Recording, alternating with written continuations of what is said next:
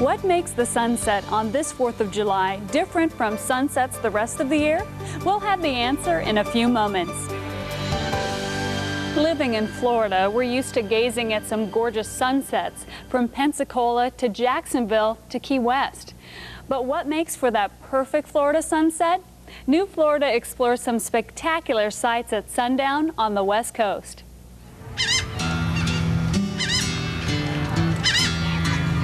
Is there anything more spectacular and tranquil than a perfect Florida sunset?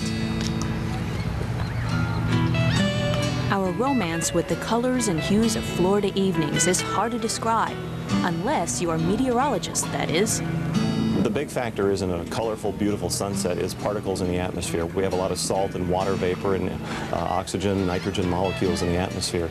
As a result, you have this light being scattered in, and as you look off to the west, that light can be reflected off the water, and that's why it's so spectacular here on the West Coast. Professional photographers favor Florida's ideal light conditions both at sunrise and sunset. Add the palm trees, beaches, and blue skies, and the natural backdrop, it becomes as breathtaking as the subjects themselves. Tampa Bay area photographer Sam Johnston shoots everything from commercial projects to sunsets, but there's no question what he enjoys best. Sunsets are one of the more gratifying out of all of them. I mean, you know, it's just got a nice feel about it. You know, it's the end of the day. It's got, you know, temperatures change, colors change. While color is key, it's managing the rapidly changing light conditions, weather patterns, and cloud covers that produce quality photographs.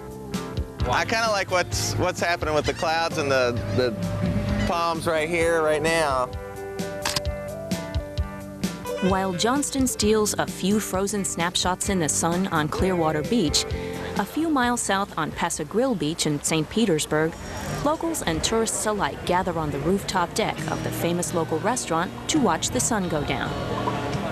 My husband and I came down here on our honeymoon in '95, and every time we come down here, which has been every year since then, we always make it a point to make sure we catch the sunset here.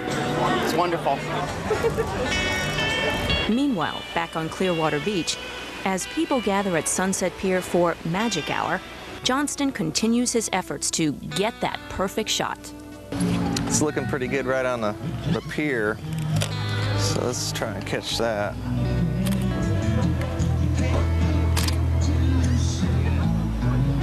Once the sun actually goes beyond the horizon, at some point those clouds start getting lit up with a real nice glow, red or oranges, and that's what I try to catch. I see a lot of people photograph the sunset as it's hitting the horizon, and then they put the camera up and leave, and I like sticking around a little while longer. It's well worth it.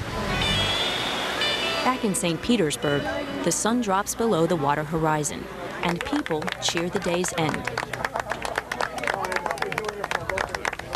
But in Clearwater, Johnston's farewell to the day is just beginning. Michael, get the lens out, the big one. This is kind of what I was talking about, where that sun's been gone for, you know, what, 10 minutes now. And we still have some really nice color happening. A lot of fulfillment in being able to capture a nice sunset and then, you know, have it for years to come.